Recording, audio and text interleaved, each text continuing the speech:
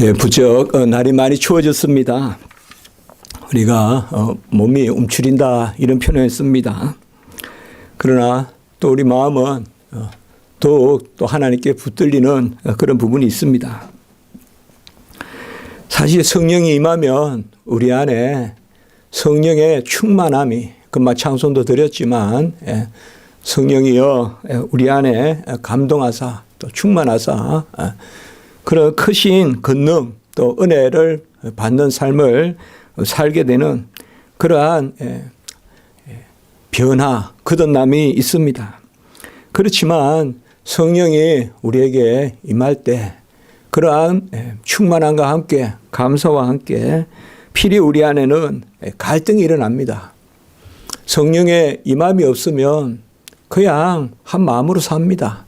그러나 성령이 임하면 우리가 아직 성령이 임하여 거듭나되 완전하지는 않기 때문에 날마다 우리 안에 육체의 소욕과 성령이 서로 거스르는 또 서로 다투는 그런 것을 우리가 경험하게 됩니다.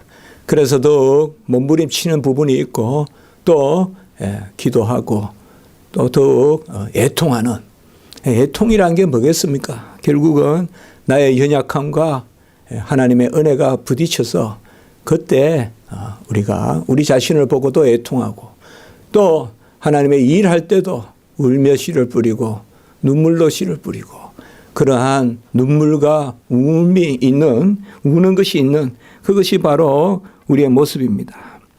지난주에 우리가 17절의 말씀에 보면 육체의 소욕은 성령을 거스르고 성령은 육체를 거스르나니 서로 대적한다 이렇게 이야기합니다. 이 두 가지가 어디서 일어납니까? 우리 안에서 일어납니다. 우리 안이 어떻게 보면 전쟁터입니다. 육체의 소욕과 성령이 서로 거스르고 대적해서 우리가 원하는 것을 하지 못하게 한다. 지난주 마지막 부분에 그런 말씀을 나누었어요. 우리가 원하는 것이 뭘까요? 여기서 원하는 것은 성령이죠. 성령이 원하는 것이죠.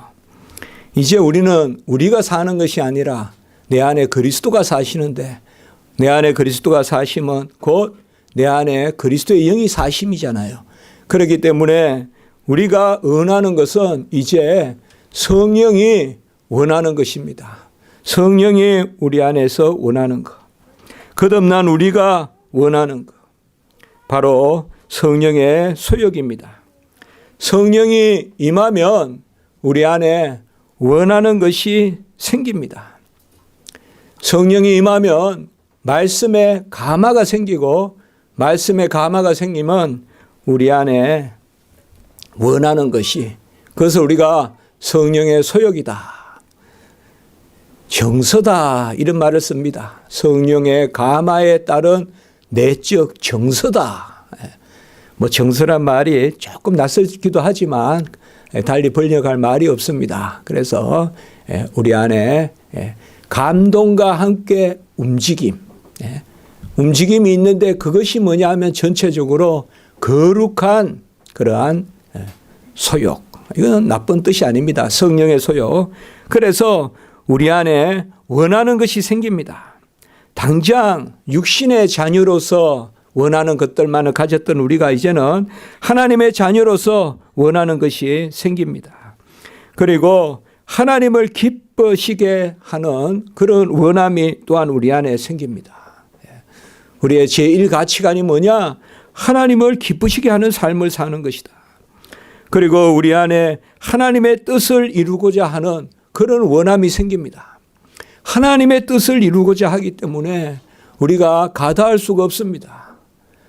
눈에 보이는 그러한 감 하나도 딸 수가 없잖아요, 우리가. 그래서 사다리 놓고 뭐 온갖 거 다 해보지만 못 따면 그냥 놔두면 까치가 먹고, 눈에 보이는 그것도 못 따는데 하나님의 뜻을 우리가 어떻게 이루겠어요?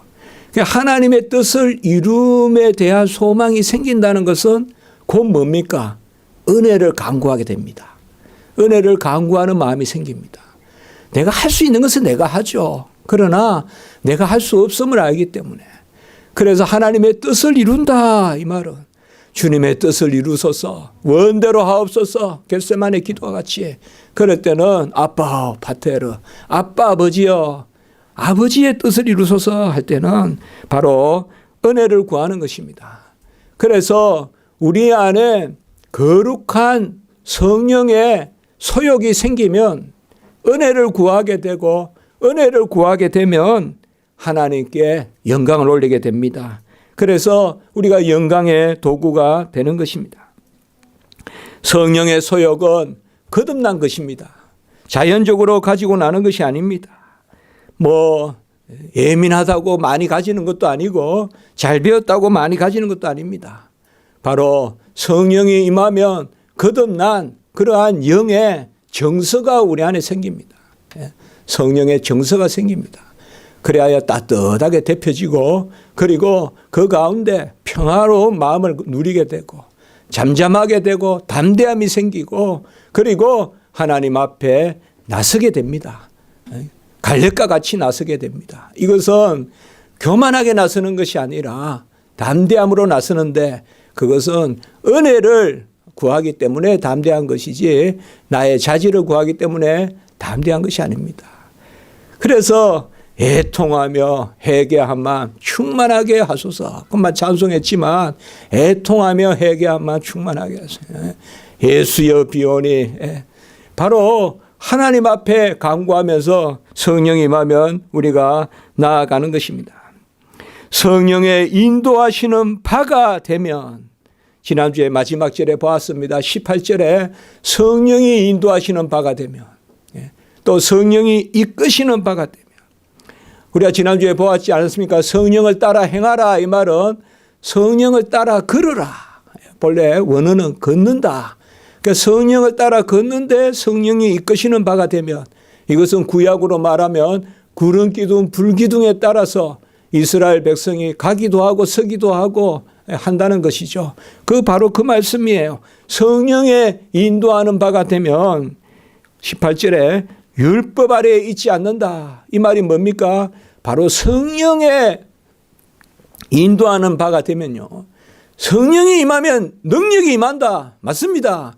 그러나 성령이 인도하는 바가 되면 능력이 임하는데 그 질서가 뭐냐? 은혜다 이 말이에요.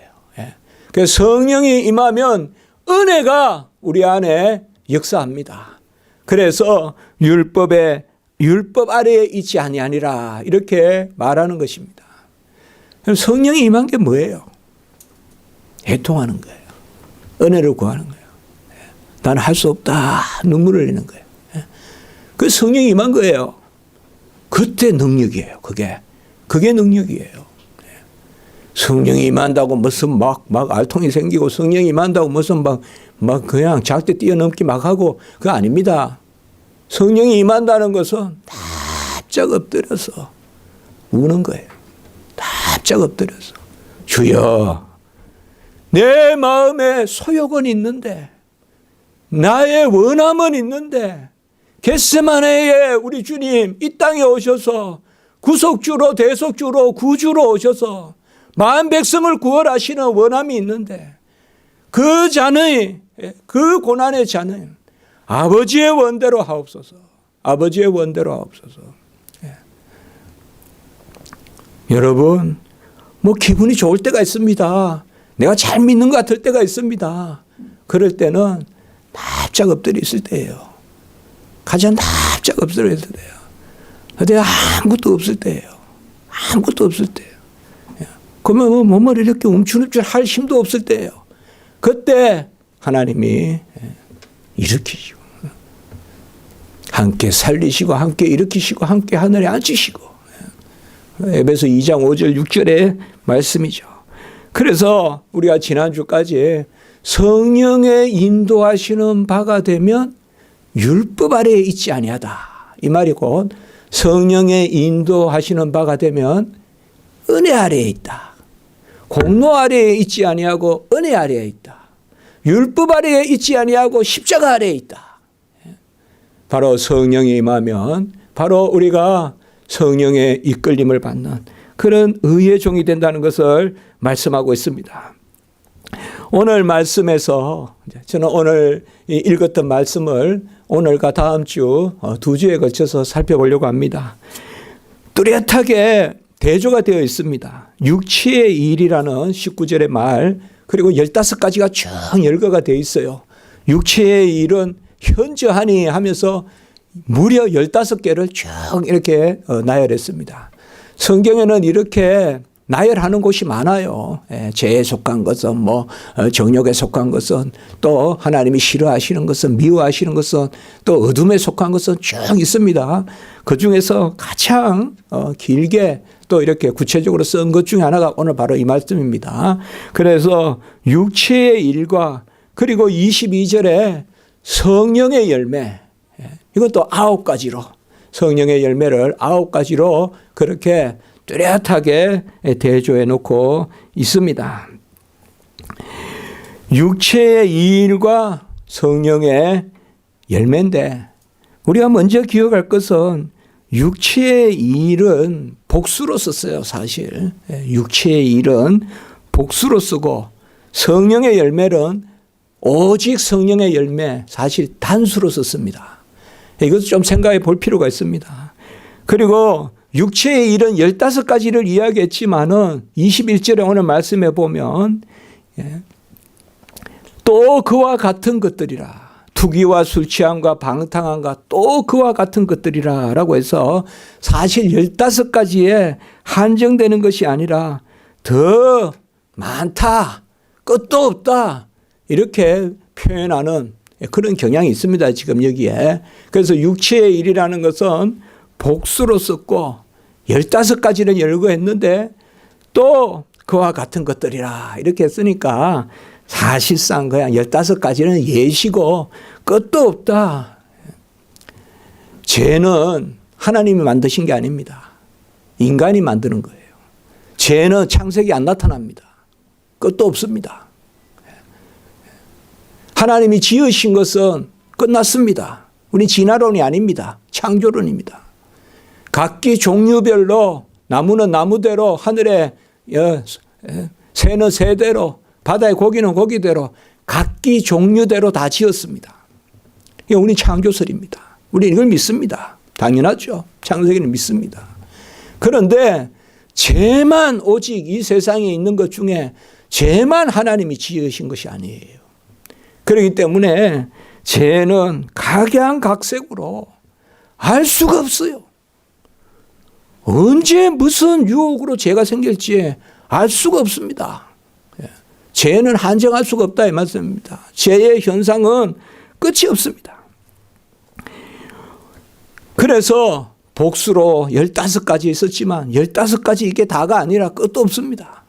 그러나 성령은, 오직 성령의 열매는, 물론 성령의 역사도 다양하고 풍성하고 아주 은사가 많지만은, 그러나 오직 성령의 열매는 이렇게 한 것은, 성령은 바로 한 영, 한 주, 한 은혜, 한 그리스도, 그의, 그것을 이야기하기 때문에 오직 성령의 열매다 이렇게 말씀했다라고 우리가 봐도 되겠습니다. 물론 다양한 추석은 있지만 저는 그렇게 보면 좋겠다라고 생각합니다. 육체의 일은 분명하다, 오늘 이렇게 이야기했습니다. 이 분명하다는 말은 뭘까요? 이것은 육체의 일은 첫째로 모든 타락한 인류에게 다 나타난다 이 말이에요. 이건 누구에게만 나타나는 게 아니라 모든 타락한 인류가 보편적으로 피할 수 없이 가지고 있는 것이 바로 육체의 일이다. 그리고 육체의 일은 분명하다 이 말은 가시와 같이 자기 주장을 하고 자기 판단을 하고 자기애를 가지고 자기애, 자기 사랑 말이에요. 이타적이지 않고 이기적이고, 그래서 육체의 일은 분명하다 이것은 꽉 잡고 놓지 않는, 꽉 잡고 놓지 않는, 누구에게나 피할 수 없는 것이고 누구든지 놓지 않고 붙들고 있는, 그래서 자기 판단, 자기 주장, 자기애, 자기 자질, 많은 경우에 우리가 이야기를 하지만 자기가 잘났다는 거예요. 사실은 다 자기가 잘났다는 거예요. 십자가 위에 얹어라. 지난주에 그런 말씀했어요. 내 생각도 내 학식도 우리 직장도 우리 가정도 십자가 위에 얹어놔야 우리가 보여요. 그냥 다 자기 중심입니다. 분명하다 이거예요. 분명하다. 그러나 성령의 열매는 택함 받은 사람에게만 있습니다. 성령의 열매는 택함 받은 사람에게만 주어지고 성령의 열매는 나를 주장하는 것이 아니라 은밀한 가운데 기도하고 은밀한 가운데 받아 누리고 비밀입니다. 성령의 열매는 비밀스러운 역사입니다. 내가 주장해서 사랑하는 게 아니라 내가 주장해서 오래 참는 것이 아니라 내 안에 비밀입니다. 그리고 성령의 열매는 꼭 움켜쥐는 게 아니라 부인하는 것입니다. 자기를 부인하는 것입니다. 그렇기 때문에 없는 듯 하지만은 있는 것입니다. 무명한 듯 하나 유명하고 이름이 없는 듯 하나 하늘나라에 이름이 새겨져 있고 없는 듯 하나 있는 것을 피하고 그것이 바로 성령의 열매입니다. 성령의 열매는 뭐 저 사람 열매가 있어 이 사람 열매가 있어 그렇게 분명하게 드러나는 것이 아니라 성령의 열매는 바로 하늘 아버지를 우리가 섬기고 하나님이 우리에게 주시는 그 은혜 가운데 자기를 부인하며 겸손하게 나가는 것입니다. 오늘은 특별히 육체의 일, 이 부분의 말씀을 중심적으로 보고 다음 주에 우리가 성령의 열매에 대해서 살펴보려고 합니다. 왜 본문을 같이 이렇게 정했는가 하면 이 두 가지를 좀 비교해야 돼서 그렇게 한 것입니다. 육체에 속한 것은 다 무능하고 부패한 것인데 사실 육체에 속했다 이러니까 무슨 영혼은 고상하고 육체는 저급하고 이렇게 생각하지 마시고 우리가 이 지상의 삶은 영육 간의 삶이잖아요. 영혼과 육체가 함께 있잖아요. 그렇기 때문에 영혼과 육체라고 해도 됩니다. 우리가 이 지상의 삶을 살아가는 영육 간의 삶의 가운데서 모든 것이 육체의 일, 그 우리가 거듭나지 않은 것, 거듭나지 않은 것, 타락한 인류 가운데서 일어나는 모든 일은 다 육체의 일입니다.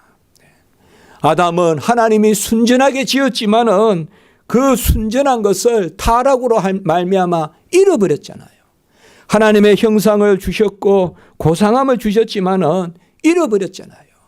그렇기 때문에 육체의 일이라는 것은 타락한 인류에 속한 모든 것이 다 육체의 일입니다. 전부 죄입니다.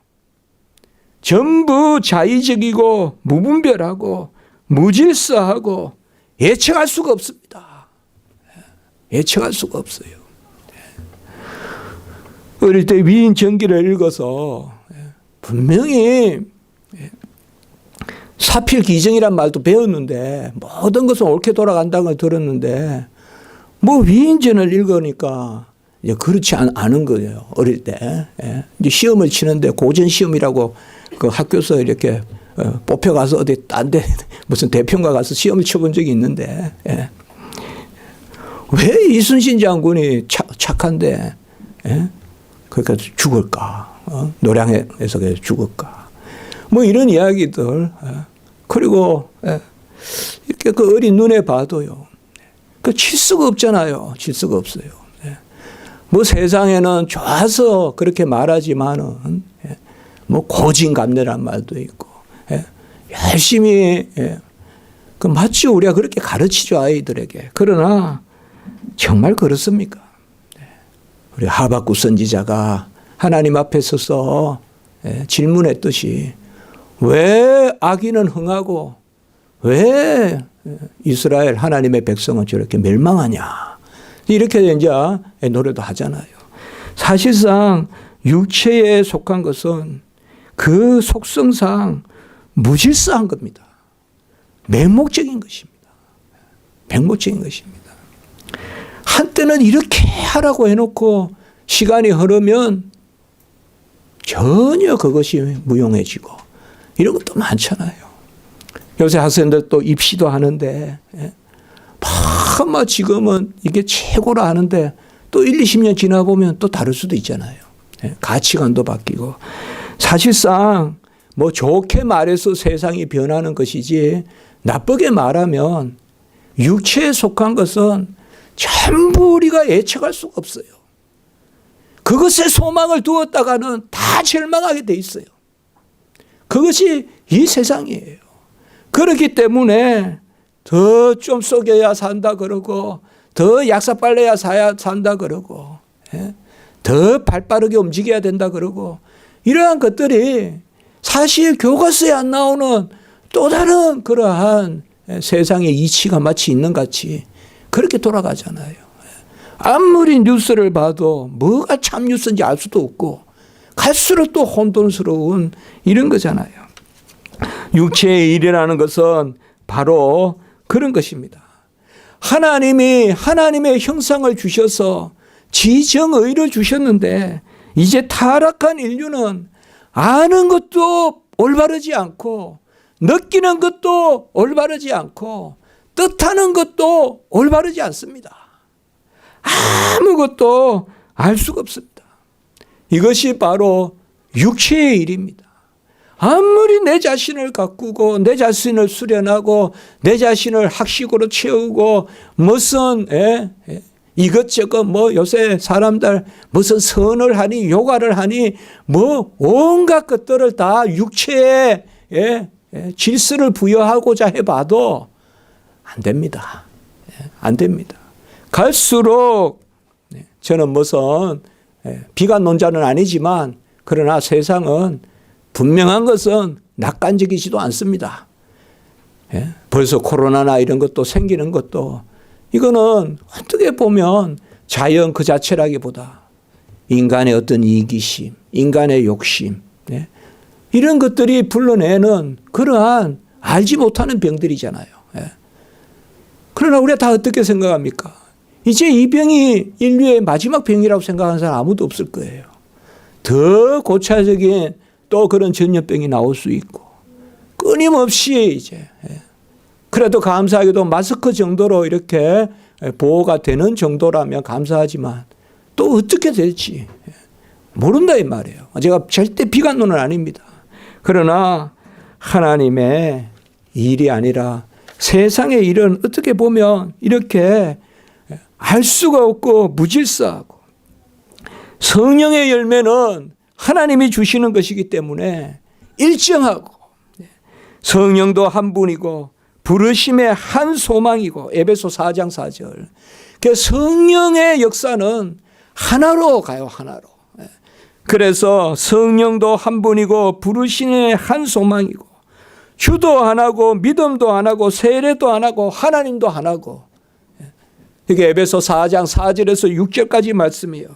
그리고 4장 7절에 보면 그리스도의 선물의 분량대로 은혜를 주셨으니 그리스도의 선물의 분량대로 은혜를 주셨는데 이 은혜는 어떤 특징을 가지고 있느냐? 에베소 4장 15절의 말씀에 가보면 범사의 머리이신 그리스도께로 자라간다. 사실 우리는 하나님의 뜻은 그리스도이신 머리로 신랑 되신 남편이신 예수 그리스도께로 다 완전하게 하나가 됩니다. 완성이 됩니다. 이것이 바로 성령의 열매입니다. 육체의 일은 끊임없이 흩어지고 끊임없이 무질서하고 끊임없이 다투고 그러나 성령의 소욕은 바로 한 주 예수 그리스도의 의를 받기 때문에 그 그리스도의 선물의 분량대로 은혜를 누리기 때문에 그것은 더 좋다 더 나쁘다 이렇게 말하기보다 모두 예수 그리스도 머리신 그리스도께로 자라가는 것입니다. 그렇기 때문에 제자들이 어떻게 하여야 하나님을 믿는 일을 합니까? 어떻게 하여 하나님의 일을 합니까? 제자들이 복수로 물었을 때 예수님께서는 단수로 이야기했어요. 하나님의 보내신 자를 믿는 것이 하나님의 일이다라고 이렇게 단수로 요한복음에서 보면 말씀하고 있습니다. 그래서 우리는 한 가지입니다. 그 성령의 열매도 단수다 이 말이에요. 오직 성령의 열매는 하나고 그 맛이 9가지다. 저는 그렇게 설교해요. 주석하고. 열매는 하나고 맛이 9개다. 사랑이라 가평 오래 참은 자비 양선 충성 온유 절제 이 9가지만 다 질서란 말이에요. 이거는 그 무너뜨려 놓은 그것에다가 이제 뭐요 머리이신 그리스도께로 자라가게 하는 그것이 성령의 열매라면 육체의 일은 끊임없이 그렇기 때문에 우리가 사실상 육체의 일로 마치자라고 하면 그것은 필히 절망에 이르고 필히 사망에 이르고 필히 하나님을 떠날 수밖에 없는 그러한 일입니다. 구약의 율법에도 보면요. 행해야 될 것이 365개. 우리가 구약 율법에 보면. 그리고 하지 말아야 될 것이 365개. 그리고 해야 할 것이 248개. 이것은 우리가 구약 율법에 나오는 것을 쫙 다 정리해 보면 하지 말라는 게 더 많아요. 365개. 하라는 것은 248개. 그래서 다 합하면 613개. 613개의 그러한 하라는 명령과 하지 말라는 명령이 있다. 오늘도 여기에 보면 하지 말라는 게 더 많죠. 구약에도 보면 하지 말라는 게 더 많죠. 365개라 했어요. 하라는 것은 248개고. 그래서 합해서 613개다. 저도 옛날에 교육 전도사 할 때 우리 그때 목사님 계속 이거 설교 때 많이 말씀하셨어요. 근데 오늘 말씀 보니까 그 생각이 나요. 여기도 보면 하지 말라는 게 더 많죠. 하지 말라는 거. 오늘 15개인데 잠깐 한번 그냥 썩 지나갈 수 있지만 한번 정리해서 보도록 하겠습니다. 이 15개는 우리가 크게 4부분으로 나눌 수가 있습니다. 오늘 19절에 보면 음행과 더러운 것과 호색과 요 3가지는 전체적으로 음란한 것, 음욕과 관계됩니다. 그래서 제일 먼저 이렇게 음란한 것을 이야기하고 있습니다. 음행과 더러운 것과 호색과 그 다음에 우상 숭배와 주술 이것은 알다시피 다른 신을 섬기는 그리고 다른 능력을 믿는 것 이것을 또 이야기하고 있습니다. 그리고 원수 맺는 것, 분쟁, 시기, 분냄, 당짓는 것, 분열함과 이단과 투기까지 21절에요. 요거는 바로 사람들의 관계를 이야기하고 있습니다. 특별히 여기서는 교회 안에서의 관계라고도 할 수도 있습니다. 그래서 바로 투기까지가 그런 부분입니다. 그리고 마지막 술 취함과 방탕함 이것은 바로 질서를 벗어나는 것.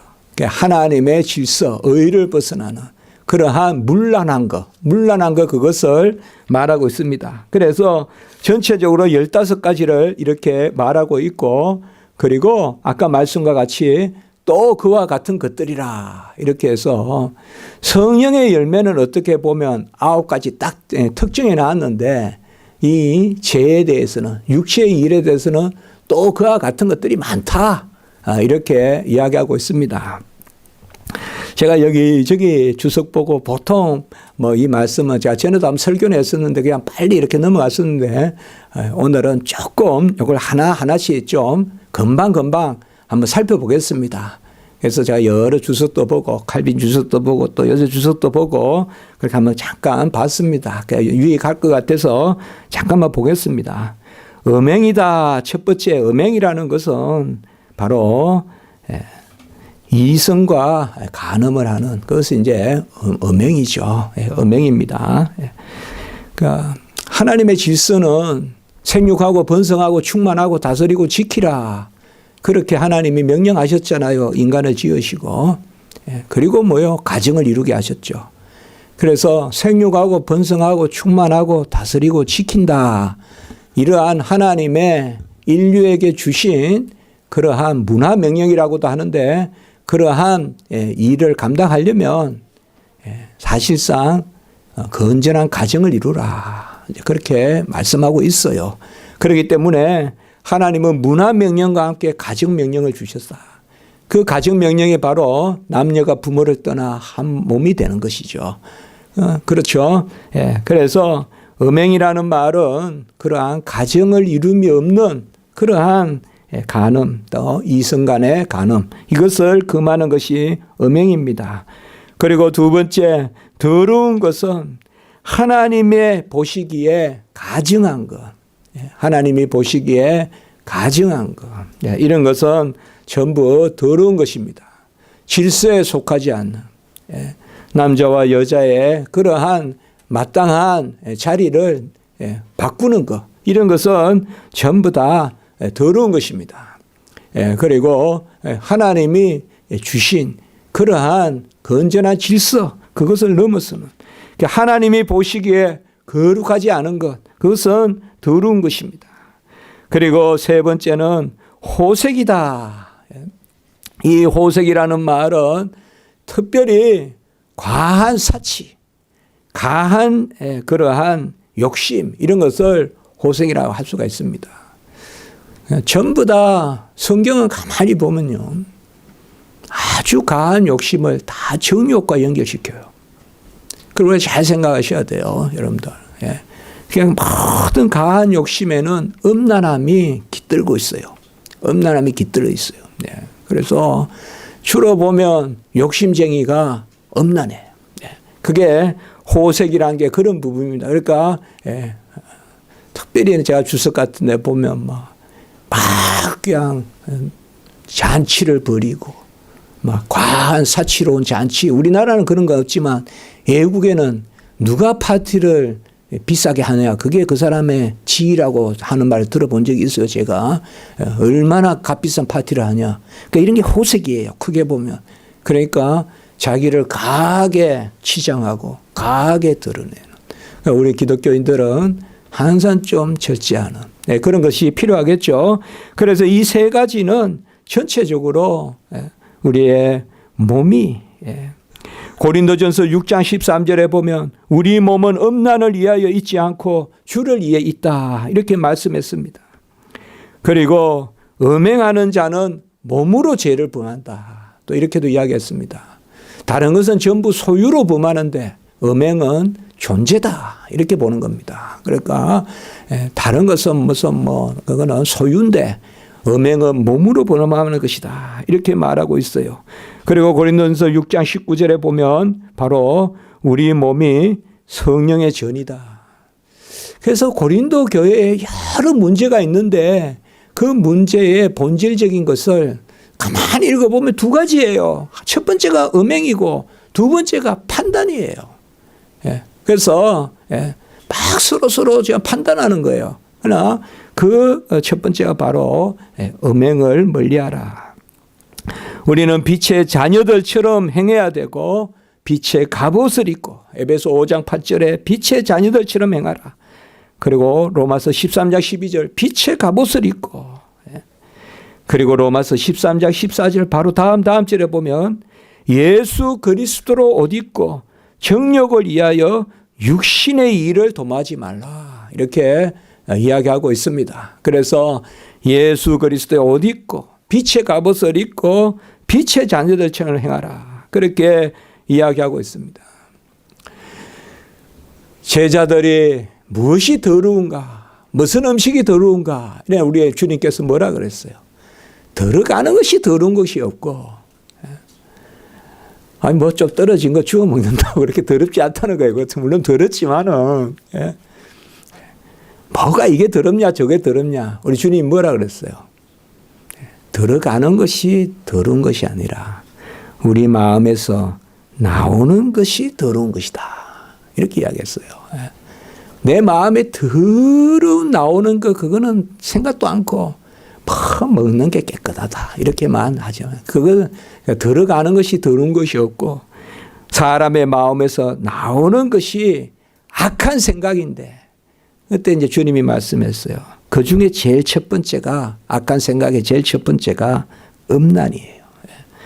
사람의 마음에서 나오는 것은 악한 생각, 즉 음란과 그리고 도둑질과 살인과 간음, 또 간음 나오죠.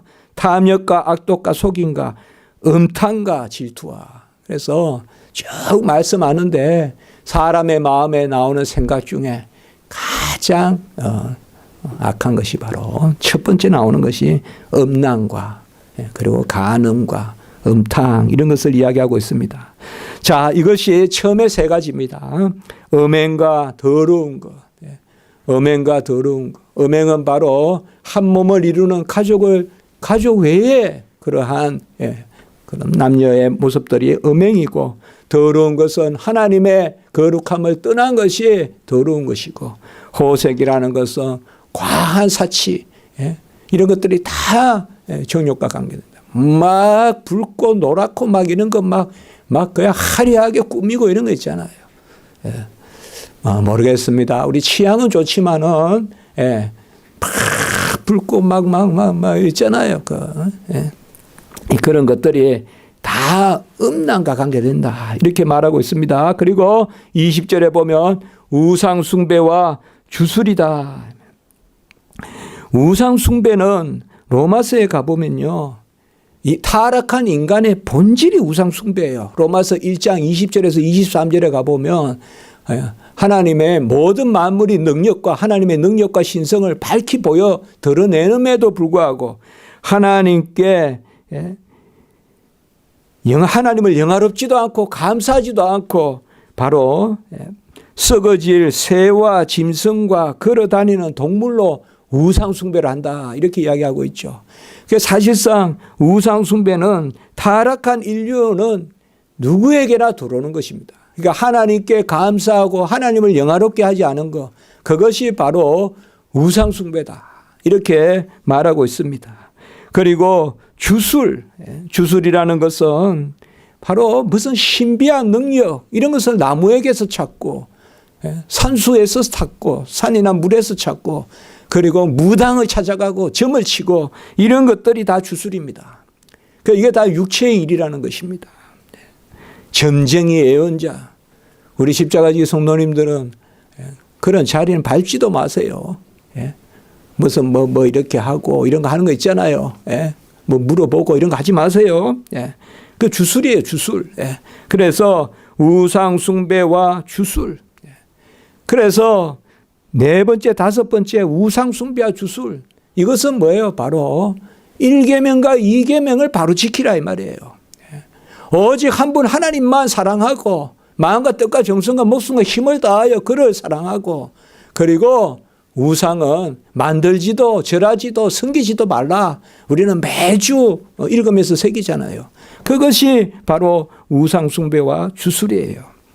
그리고 이제 원수 맺는 것 여기부터 쭉 8가지가 나오는데 이건 전부 인간의 관계에서 나오는 겁니다. 짧게 보겠습니다.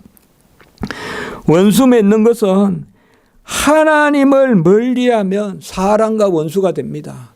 가인과 아벨은 형제였어요. 그러나 예배가 삐그덕거리니까 가인과 아벨이 서로 시기하고 질투하고 끝내는 원수되고 형이 동생을 죽여버리는 거예요.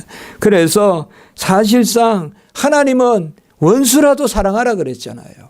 원수다고 그러니까 원수 맺는 것은 하나님에게서 멀어지면 사람이 원수가 돼요.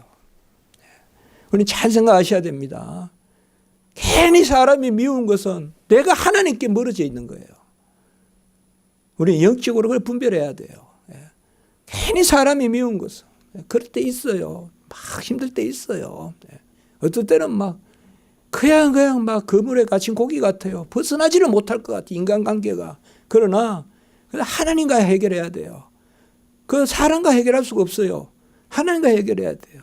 하나님이 그걸 눈 녹듯이 해요. 다 내 생각이에요. 그렇게 안 미운데 내가 미운 거예요. 그 사람이. 그래서 원수 맺는 것은 하나님을 멀리하면 원수가 되고 그 다음에 분쟁과 그 분쟁이 있죠. 분쟁은 뭔가 하면 모두 교만과 자기애와 자기 중심성에서 나와요. 저 사람이 폭력적이다라고 말하는 것은 달리 말하면 자기 중심적이라는 말과 똑같은 말이라는 거예요. 그래서 교만과 자기애와 자기 중심성. 나만 좋고 나만 맞고 이러니까 뭐예요? 상대는 누르고 그 누르는 게 지나치면 때리고 그러니까 바로 분쟁이 나오고 그 다음에 시기가 나옵니다. 시기. 여러분 시기와 21절의 투기는 조금 다릅니다. 제가 이거를 여러 주석을 봤는데 칼빈의 주석을 보고 깜짝 놀랐어요. 시기는 뭔가 하면요. 같이 잘하면서 판단하는 거 있잖아요. 열심히 같이 뛰는데 제가 나보다 잘 뛰어. 그래서 시기는 좋은 시기도 있다는 거예요. 좋은 시기도. 경쟁력 이런 거 있잖아요. 근데 나쁜 시기는 뭔가 하면 상대는 인정해 주지 않고 나만 잘났다고 하는 거예요. 같이 뛰어놓고 같이 뛰어놓고 투기는 뭐냐? 투기를 먼저 이야기해 볼까요? 21절에 투기는 뭐냐 하면 내가 안 되니까 저 사람을 끌어내리는 거. 그게 투기예요. 시기는 같이 경쟁하면서 저 사람은 나보다 그러니까 막 라이벌 이런 거 있잖아요. 저 사람은 없으면 내가 1등인데 그 사실 2등도 대단한 거잖아요. 같이 뛰는데 그 사람이 잘못됐다 하는 것은 좀 시기고 투기는 아예 나는 그냥 100등도 못하고 200등도 못하면서 1등짜리를 맨날 그냥 못하다고 그냥 깎아내리는 거. 그게 투기라는 거예요. 그렇게 이야기했어요. 물론 다른 주석에도 제가 그런 내용을 봤는데 칼빈 주석에도 또 그게 나오더라고요. 그래서 시기는 다시 시기로 가보면요. 바울파, 게바파, 아볼로파, 그리스도파 같이 열심히 한다 하면서 서로 내가 옳다 하는 거죠. 이게 이제 시기입니다.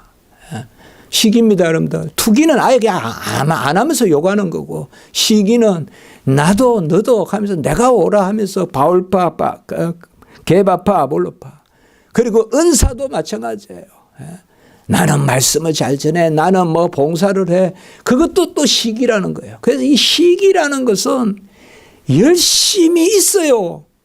그런데 서로 간에 다투는 거예요. 이 시기란 말이에요.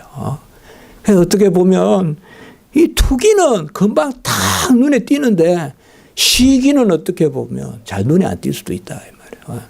바울파, 게바파, 아볼로파, 그리스도파 서로 다 열심히 하자는 거예요. 그런데 그리스도만이 맞잖아요. 우리는 바울파, 게바파, 아볼로파가 있을 수 없잖아요.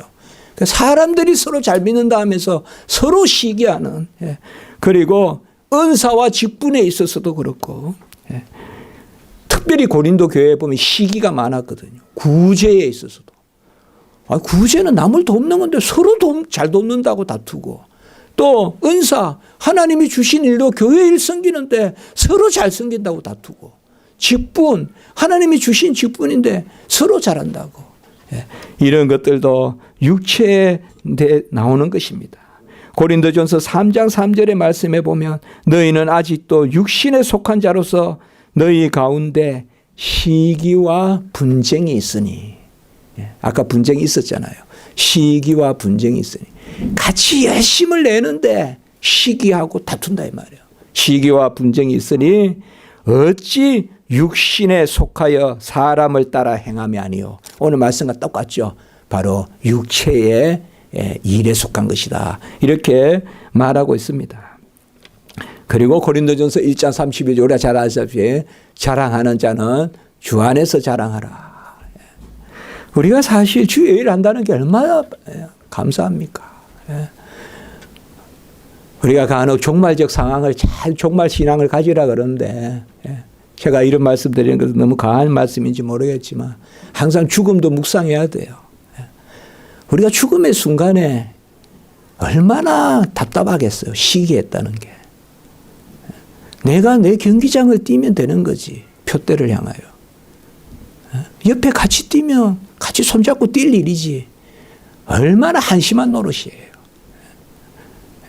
지금 생각해보면 어릴 때 경쟁하고 어릴 때 친구 미워하고 다 얼마나 한심한 거예요. 뭐 그 작은 울타리에서 세상에 1등이 되는 것도 아닌데 거기서 내가 친구가 1등하면 나는 2등인 것 같고 세상에 더 잘난 사람도 너무 많은데 안 그렇습니까? 그래서 시기고 그 다음에 9절에 9번째 분냄. 분냄이라는 것은 하나님의 뜻을 헤아리지 않으면 우리가 욱 하는 게 생깁니다. 그리고 이 분냄이라는 거예요. 가인이 안색이 변했잖아요. 이 분냄입니다. 가인이 내가 이렇게 하나님께 잡아서 곡물을 가지고 드리는데 왜 안 받으시냐. 안색이 변했잖아요. 이게 분냄인 거죠. 그리고 가룟 유다가 향유 그것을 300데나리온은 1년치 1년치 일해야 벌 돈을 그 향유를 왜 붓느냐. 가난한 사람도 없지. 자기 뜻대로 생각할 분냄이 생겼죠. 분냄이 생겨서 이스라엘 백성도 바로 마찬가지예요. 이스라엘 백성은 자기들이 옳다고 생각했고 자기들이 구원의 백성이라고 생각했는데 예수님이 뭐라고 말씀했어요. 구약시대에 봐라. 엘리야 때 봐라. 그 흉년에 살은 사람은 사렙다는 이방 여인이잖아요. 그리고 그 문둥병자를 낳은 엘리사 때 봐라. 나아만 장군이다. 너희들이 이스라엘인이라고 자랑하지 마라. 그러니까 화가 나가지고 예수를 죽이려고 하잖아요. 그러니까 사실상 우리도 분냄을 없애려면 자기의 옳다 하는 바를 줄여야 돼요. 하나님이 옳다 그러면 이 분이 사라지는데 하나님 앞에서도 내가 옳다고 그렇게 하는데 하나님 살아 계십니다. 하나님은 우리가 쫙 꺾이면요. 말석에 앉으면 상석에 금방 앉혀주십니다. 그 분냄입니다. 그리고 당짓는 것은 바로 상대적인 겁니다. 사람을 모아서 사람의 판단에 따라서 옳은 것을 이야기하는 많은 사람이 말하니까 옳다 이렇게 말하는 게 당짓는 것입니다. 우리는 혼자가 답답하면 사람들을 모으죠. 그것이 당짓는 것입니다. 진리는 항상 다수결이 아닙니다. 진리는 예수 그리스도입니다. 좁은 문, 좁은 길입니다. 그리고 분열함이라는 것은 멀어지는 것입니다. 하나님으로부터 멀어지는 것입니다. 진리로부터 양의 품으로부터 멀어지는 것, 그게 분열입니다. 우리는 달리 분열이 아닙니다. 항상 이렇게 생각하시면 됩니다. 예수께 붙어 있으면 우리가 붙어 있는 것입니다. 예수로부터 멀어지면 우리가 멀어지는 것입니다. 그런데 우리는 우리가 멀어진다고 생각합니다. 나는 예수께 잘 붙어 있고 나도 예수께 잘 붙어 있는데 우리가 멀어진다고 생각합니다. 아닙니다. 예수님께 잘 붙어 있으면 결코 우리는 멀어질 수가 없습니다. 저는 그렇게 생각합니다. 분열이라는 것이 뭐냐 하면 하나님으로부터 멀어지고 예수님으로부터 멀어지면 우리도 멀어집니다. 달리 말하면 우리가 하나가 되려면 예수님께 붙들려 있어야 됩니다. 그저 기쁘고 그저 즐겁고 예수님 앞에서 누리고 감사하고 그래서 육체의 마음은 자꾸 예수에게 멀어지고 그러면 예수에게 멀어지면요 우리가 분열돼요. 그게 질습니다. 그리고 이단은 제가 여기서 말씀하지 않겠습니다. 종교적인 당을 짓는 것이 이단이고 그리고 투기는 아까 말씀을 드렸습니다. 그리고 마지막에 술 취함과 방탕에 대해서 말하고 있습니다. 술 취함은 제가 여러 가지 말씀을 드리지 않겠습니다. 깨어서 기도하라 그랬잖아요. 술이 취해 기도하겠습니까? 술을 마시고 기도할 수 있겠냐고요. 깨어서 기도하라. 늘 깨어서 기도하고 온전한 가운데 에베소 5장 18절에 술 취하지 말라 이는 방탕한 것이니 뭐라고 했죠? 오직 성령으로 충만함을 받으라. 왜 이렇게 말씀했을까요? 술이 취하는 것과 성령을 받는 것은 함께 할 수 없잖아요. 술을 마시면서 성령의 은혜를 구할 수 있겠습니까? 술을 마시면서 성령의 감화로 성령의 정서로 하나님께 원할 수 있겠습니까? 그래서 뭐 술이 맞니 틀리니 뭐 술 좀 마시면 되니 안 되니 그렇게 말씀할 필요가 없죠. 술이 우리의 경건에 과연 함께할 수 있느냐. 술이 우리의 경건에 함께할 수 있느냐. 사람은 자기가 정신 맑다고 생각해요. 그러나 걸어보라 하면 비틀비틀 거리잖아요. 그게 술이란 말이에요. 자기는 맑다고 생각 차를 몰아요. 그런데 뒤에서 보면 비틀비틀 한단 말이에요. 그게 술이거든요. 그리고 방탕함이라는 것은 집을 나가는 겁니다. 아버지의 집을 떠나는 것입니다. 이제 시간이 돼서 말씀을 마치겠습니다. 오늘 15가지나 돼서 말씀을 마치겠습니다. 저는 요새 이제 예수님에 관한 말씀을 읽고 또 구약 뭐 또 옛날에 또 지도 이런 것도 또 보면서 그 생각 다시 한번 해봤습니다. 약복강을 건너서 기도하고 건너서 약복강에서 이제 야곱이 숫곳으로 그리고 세겜으로 세겜에서 정착을 합니다. 숫곳은 제가 저번에 가보니까 차를 타고 가다가 세웠습니다. 하도 꽃이 아름다워서. 숫곳에 제가 이스라엘 가서 정원이라고 본 곳은 숫곳에 정원이 있었습니다. 거기서 저쪽으로 가면 마하나임이 나온다. 그때 마하나임이라는 이름도 들어봤고 숫곳은 저에게는 가장 아름다운 곳입니다. 세겜은 가보지 않았습니다. 세겜은 가보기가 어려울 겁니다. 세겜. 그러나 야곱은 숫곳에서 지나서 그 아름다운 곳을 지나서 세겜에 정착을 했습니다. 거기서 온갖 나쁜 일을 다 겪습니다. 세겜은 땅이 좋고 농사가 잘 되는 좋은 곳이거든요. 그런데 빨리 뭐예요? 베델에 가서 단을 쌓아야 되잖아요. 밧다나람 올라갈 때 하나님과 약속했잖아요. 그래서 저는 이 추위에 그 생각을 해봤어요. 그 생각을 해봤어요. 숫곳이나 세겜의 꽃과 정원이 아니라 베델에 돌 제단을 쌓자. 베델의 돌은 차갑게 느껴지고 이 겨울에 차갑게 느껴지지만 그래서 우리 사모가 강야를 그렇게 가보고 싶다. 또 다시 가보고 싶다. 제가 그 마음을 조금 이해를 했어요. 강야가 돌이 그 차갑게 느껴지지만 그곳이 성령이 깃드는 곳입니다. 꽃이 있고 풍성한 들판이 있다고 성령이 있는 것이 아니라. 기도드리겠습니다. 하나님 아버지 감사합니다. 은혜를 베풀어 주셔 감사를 드립니다. 성령을 주셔서 성령의 소욕으로 살게 하시니 감사를 드립니다. 진정 원하는 것을 가로막는 그런 육체의 많은 일들이 현저하고 분명하게 있지만 하나님 성령의 그 은혜로 이끄심으로 능히 하나님의 일을 이루는 저희들 되게 하시고 이를 기뻐하고 즐거워하는 그 자리에 서게 해 주시옵소서. 우리 성도님들 불쌍히 여겨주시고 인도해 주시고 안위하시고 붙드시며 복되게 하시고 신령한 것으로 채워주시고 기쁨을 더하여 주시고 빛의 역사로 갑옷을 입게 하시고 빛의 열매를 맺게 하시고 하나님 향하여 성호를 찬양하며 기뻐 찬양하며 심령의 간구와 소원이 온전히 하나님 기뻐하시는 것이 되어 아버지여 구한 자도 듣는 그러한 아버지여 믿음의 언약의 열매들을 맺히는 그런 우리 성도님들 될 수 있도록 주여 도와주시고 코로나19로 아버지여 몸살을 앓고 있습니다. 더 아버지여 창궐해 가고 있습니다. 하나님 아버지 하나님 이것을 막아주시고 속히 회복시켜 주시고 온전히 아버지여 회복되게 하시고 하나님께 영광 돌릴 수 있도록 인도하시옵소서. 주 예수 그리스도의 이름으로 감사하며 기도드리옵나이다. 아멘.